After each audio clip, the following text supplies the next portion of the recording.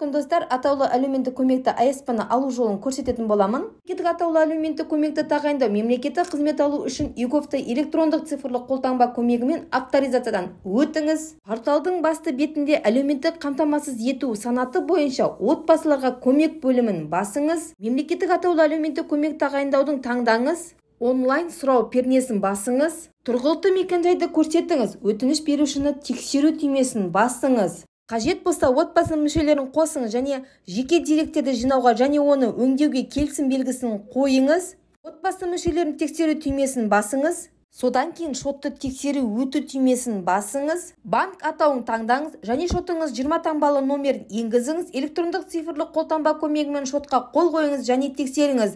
Бұдан әрі батырмасын басыңыз. Ең соңғы қадам электрондық цифрлық қолтаңба көмегімен қызметке қол қойыңыз. Өтінім 15 жұмыс күні ішінде өңделеді немесе қаралатын болады. Алдағы уақытта басқа да қызмет түрлерімен бөлісіп отырамын. Міндетті түрде каналға тіркелуді ұмытпаймыз.